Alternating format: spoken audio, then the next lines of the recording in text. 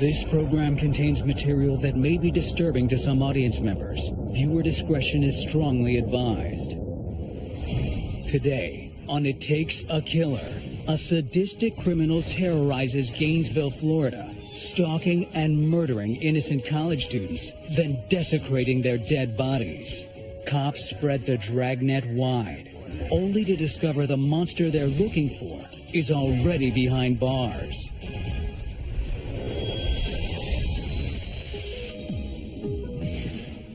Gainesville, Florida. Thursday, August 23rd, 1990, 6:03 p.m. 17-year-old Christina Powell and 18-year-old Sonia Larson, freshmen at the University of Florida, are in a checkout line at a local Walmart.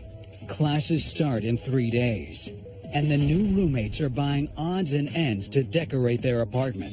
Christina Powell is a great student, wonderful girl. She is looking forward to starting her studies in architecture. Sonia Larson is bright, bubbly, loved by everyone. Both she and her roommate are on the cusp of beginning this adventure that is college and young adulthood. Unbeknownst to them, they're being followed, shadowed, and tailed by an individual. The man, a drifter who's been in town less than a week, follows the girls home to their apartment, which is just off campus. He leaves knowing where they live and makes plans to return later. Williamsburg Village Apartments, Friday, August 24th, 3 a.m. Christina and Sonia are asleep in their two-bedroom unit. A masked intruder jimmies open the rear door with a screwdriver. It's the same man who spotted them at Walmart, and he's armed with a knife, a pistol, and duct tape. He sees Christina sleeping downstairs. He stands over her, watching her, and then he moves upstairs to Sonia's room. He finds Sonia in her bed. He places a strip of duct tape over her mouth, repeatedly stabs her as she's fighting back until she's dead. The killer then creeps downstairs, where Christina Powell remains sound asleep. He puts a piece of duct tape over her mouth, secures her hands behind her back, and then uses the knife and cuts off all her clothes. He then violently rapes her and repeatedly stabs her until she, too, succumbs to her wounds. Then he mutilates her body. He literally excises her nipples from her body, cuts them off, and keeps them in a plastic bag as souvenirs. He ends up washing down Christina's body with soap in an effort to remove any type of physical evidence. In one final deranged act, the killer eats an apple and a banana, leaving behind the peel as if nothing ever happened. He then exits the apartment, hops on his bicycle, and rides off into the dark night. Christina and her roommate are left in pools of their own blood, and their bodies are staged in pornographic positions in such a way that it would be the greatest shock value to the first responders. Christina and Sonia's lifeless bodies won't be discovered for 2 days. By then, another college student has already been targeted. Krista Voigt is an 18-year-old honor student at a nearby community college in Gainesville. She works as a records clerk at the nearby Alachua County Sheriff's Office. Gainesville, Florida, Saturday, August 25th, 1990, 10 p.m. A masked man enters Krista Voigt's apartment, Unit M. He breaks in the back door using a screwdriver to pry open the door, gets inside, and Krista isn't home yet. She's out, playing racquetball with a friend. He stays in her apartment in the shadows, waiting for her to return. Hoyt returns home around 10:30 p.m. As soon as she closes the door and places her keys on the table, the intruder attacks. He surprises Krista, places her in a chokehold, duct tape over her mouth, secures her hands behind her back, takes her into the bedroom, cuts off all her clothes, and violently rapes her. Once he's had his way with her, he rolls her over on her stomach and begins stabbing her from behind. She dies, struggling against his multiple stabs. He then decides to mutilate her body. He cuts off the nipples and places them on the bed next to her torso. The killer disappears into the night, only to return an hour later. He left his wallet at the scene. This time, he leaves behind a horrifying message for police. He decapitates her and places her head on a bookshelf adjacent to the body. so that anyone who were to enter that room would never, ever be able to get these images out of their mind. Gatorwood Apartments, Monday, August 27th, 1990, 1 a.m. 23-year-old political science major Tracy Paulus is home alone, talking on the phone with a friend. Tracy is in her senior year at Florida. She wishes to go to law school. Tracy can't sleep. She's heard the news about Christina Powell and Sonia Larson being murdered less than a mile away. So she anxiously waits for her roommate Manny to get home from his bartending job. Manny Taboda is 23 years old, 6'3", 200 plus pounds. He's kind of her protector. Tracy is relieved when Manny returns home shortly after 2:30 a.m. But unfortunately, at about 3 a.m., their back door is broken into using a screwdriver. Armed with a pistol and a knife, the intruder is looking for Tracy, who he's already stalked. Now, he must choose which room to enter first, the one that's closed with the lights on, or the one that's open with the lights off. He heads for the open, dark bedroom. He finds Manny sleeping. Manny's stabbed 31 times. He's fighting back for his life and for Tracy's life. Unfortunately, he's mortally wounded. Tracy hears the struggle and races to Manny's room. She cracks open the door and locks eyes with the killer. She flees down the hallway, returns to her bedroom, tries to close the door and lock it, but is unable to do so. The suspect chases after her, kicks in the door, grabs her, secures her hands, cuts off all her clothes with a knife, and then violently rapes and assaults her. He stabs her 3 times, through and through wounds to her back. These are fatal.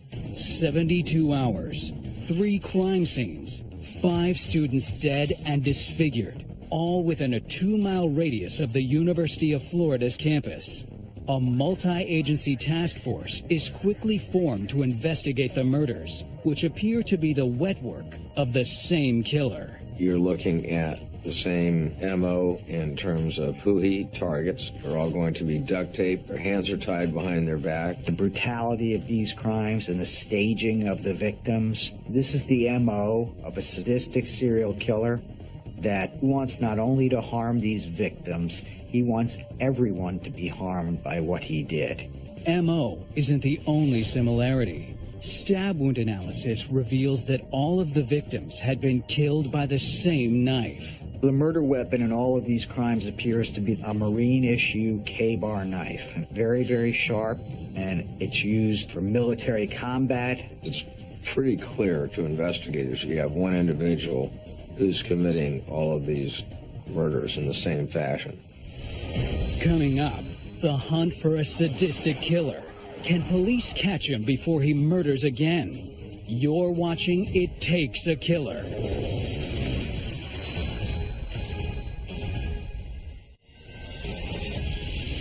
In late August 1990, panic reverberates through Gainesville, Florida, after 5 college students are savagely slain by a serial killer the media nicknames the Gainesville Ripper. Gun stores are completely sold out of all their stock on firearms. And literally parents are removing their kids from schools there and having them return home rather than risk them being the next victim of the Gainesville Ripper. The University of Florida shuts down for an entire week while cops scramble to capture the psychopath. Everybody and anybody is now a suspect, and that's very disconcerting to the public at large. Looking for clues, law enforcement processes more than 1,500 pieces of evidence recovered from the crime scenes. There is physical evidence, there is trace evidence. There are fibers found on some of the scenes that indicate that the killer was wearing a ski mask while he was committing these crimes. Unfortunately, there aren't a lot of fingerprints found. Now, at a few of the crime scenes, there was some semen recovered, so there were some DNA samples, despite having him try to clean up the victims. The task force runs the perpetrator's DNA through the database, but finds 0 matches. They're back at square one. But not for long. Just days after the killings, investigators identify University of Florida freshman Edward Humphrey as a person of interest. Several people notify the authorities that this individual is somebody that needs to be looked at very closely. Humphrey used to live at the same apartment complex as Manny Taboda and Tracy Paulus, who he reportedly had a major crush on. Edward Humphreys has been kicked out of the Gatorwood Apartments. He likes to dress in camouflage, carry a large knife, and threaten people. He apparently has behavioral problems, which scare a lot of the people around this complex. In the Atlantic, Florida, Thursday, August 30th, 1990. 18-year-old Ed Humphrey is arrested after getting into a violent altercation with his grandmother. Humphrey is immediately taken to a mental hospital for further evaluation. He's diagnosed psychologically as being a manic depressive. Detectives interrogate the seemingly unstable student for nearly 24 hours. The more they question Humphrey, the more it seems like he has specific knowledge of the homicides. Authorities have nothing concrete to connect Ed Humphrey to the grisly crimes. But that doesn't stop the media from turning him into public enemy number one. He is placed in county jail on $1 million bail. The public assumes that the Gainesville Ripper is in fact in custody. Hawaiian Village Apartments, Thursday, September 6th, 1990. Police execute a search warrant on Humphrey's apartment. They're looking for a possible murder weapon. They're looking for DNA of the victims that might be there. Inside, officers get a bizarre glimpse into the mind of Edward Humphrey. They see somebody that appears to have a split personality based merely on the condition of his apartment. He had one portion of the apartment that was extremely neat, and the other portion was an absolute pigsty. Police find several different screwdrivers and knives, but no murder weapon. They didn't find any of the things that would directly link Mr. Humphreys to these crimes. Even though they don't have any kind of definitive physical evidence to link Humphrey to the crimes, they still keep trying to build a case against him. One of the things that kind of bolsters law enforcement is the fact that upon Mr. Humphrey's arrest, there are no more killings. Authorities visit Humphrey in jail to collect his saliva for DNA analysis. The results won't come back for weeks. In the meantime, on October 10th, 1990, Humphrey is convicted of battery for the incident with his grandma. He is sentenced to 22 months in a state psychiatric hospital. Later that month, the DNA analysis comes back. It was negative. Humphreys was not the killer of the 5 young college students. DNA tests eliminate the 18-year-old freshman as a possible suspect. The case hits a roadblock. Investigators turn to VICAP, the FBI's Violent Criminal Apprehension Database, to see if the MO behind the Gainesville murders resembles killings elsewhere in the United States. They get 8 hits, but only one is an exact match. A triple homicide in Shreveport, Louisiana that remains unsolved. November 4th, 1989, Tom Grissom, his daughter Julie, and his grandson are murdered inside their home in Shreveport. Each of the victims is repeatedly stabbed with a long-bladed instrument. Stab wound analysis reveals the killer most likely used a military K-bar knife, just like the one used in the Gainesville killing spree. It's a gruesome murder scene. Julie is the most brutally murdered and the most badly mutilated of the 3. She was not only slashed repeatedly, she's covered in bite marks. Julie's body, remarkably, was washed down after the assault in an effort to remove any type of physical evidence, and then she is posed in a very sexually suggestive position, naked. Authorities have little doubt that the person who callously murdered the Grissoms is the Gainesville Ripper. Investigators develop a list of suspects who had been in Louisiana and Florida at the times of the respective murders. By December 1990, they've identified 36-year-old ex-con Danny Rolling as a person of interest. Rolling lived in Shreveport, Louisiana with his father James until May 1990, when a dispute between the two men turned violent. They end up in a tremendously blown-out argument. Danny's father withdraws a pistol, points it at Danny. The two of them struggle over it. Ultimately, Danny is able to wrest control of the pistol and subsequently shoots his father not only in the head but also in the stomach as well. Danny felt that he had killed his father at that point in time, so he flees the scene. But James doesn't die. He survives the incident, is badly wounded, and Danny goes on the run. He begins to commit robberies, armed robberies, steal cars, steal everything he can so that he can flee the area. From May 1990 to September 1990, Rolling drifts throughout the southeast, passing through Gainesville, Florida, at the precise time the 5 co-eds are killed. On September 8, 1990, approximately 40 miles away from Gainesville in Ocala, Florida, he ends up in a Winn-Dixie supermarket where he tries to rob it. In the middle of the afternoon, Danny takes the office manager at gunpoint, forces him to open the safe, takes some money out. But at that time, the bookkeeper for Winn-Dixie happens to return. She observes the robbery occurring and immediately calls 911. He ends up jumping into a stolen car, gets in a pursuit with the police vehicles. He's not in great control of the vehicle and ends up crashing. Danny subsequently attempts to escape on foot, but he's captured. He is placed in the Marion County Jail. So detectives are notified that Danny is actually in custody, and they start putting 2 and 2 together, and now suddenly they realize that we may very well have an individual of interest in the multiple murders that have occurred.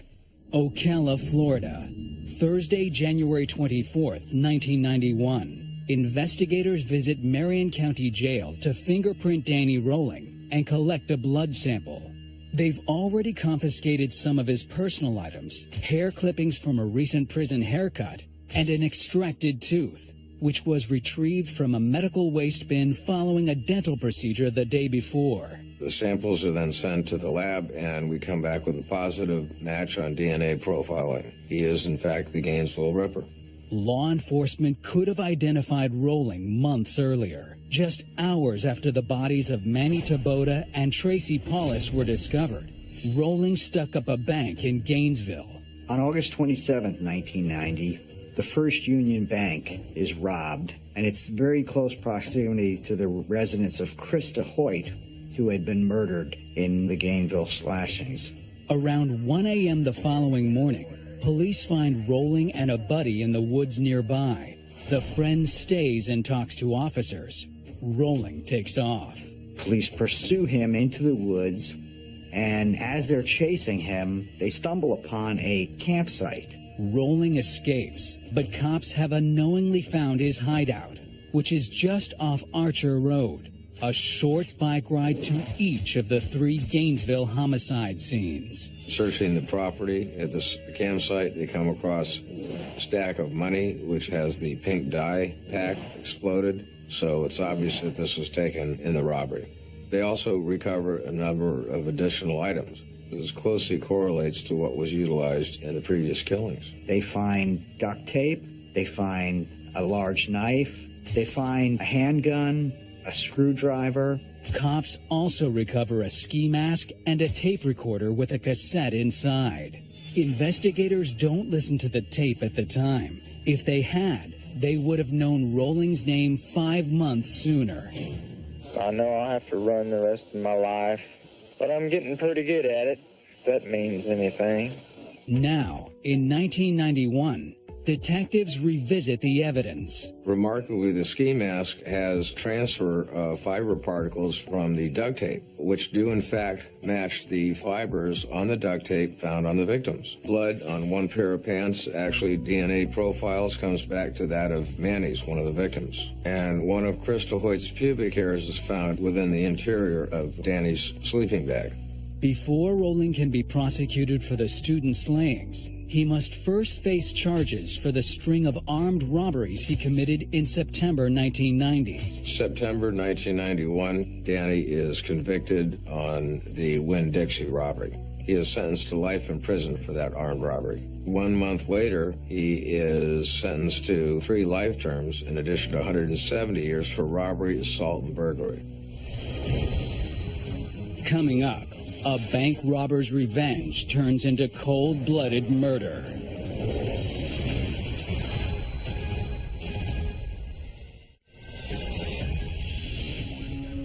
In November 1991, 36-year-old convicted felon Danny Rolling is indicted for the grisly slayings of 5 college students in Gainesville, Florida. He's already in jail, serving 3 life sentences for multiple robbery convictions. He is charged with 5 counts first-degree murder, 3 counts of sexual battery, and 3 counts of armed burglary. On June 9, 1992, Danny remarkably enters a plea of not guilty on all counts. Rolling maintains his innocence until 8 months later, when, out of the blue, he requests a meeting with law enforcement at the prison. Now, he wants to confess, but will only do so through fellow inmate and friend, Bobby Lewis. So you have this bizarre circumstance where this sick, demented killer and his cellmate are doing this dog and pony show for the investigators and confessing to these 5 heinous murders. In a 3-hour videotape confession, Danny sits silently, and all he does is simply confirm what it is that Lewis is saying as Lewis goes ahead and describes each of the murders in gross detail. And rolled her over on her stomach, taking what is called a military K-bar knife, and hit her 1 time in the heart region. Danny shifts all the blame not on himself, but on an inner demon who he calls Gemini, and that's the one that's actually responsible for all these murders. Then he cuts the head off and placed it as I described on the shelf. Investigators don't buy Rolling's story.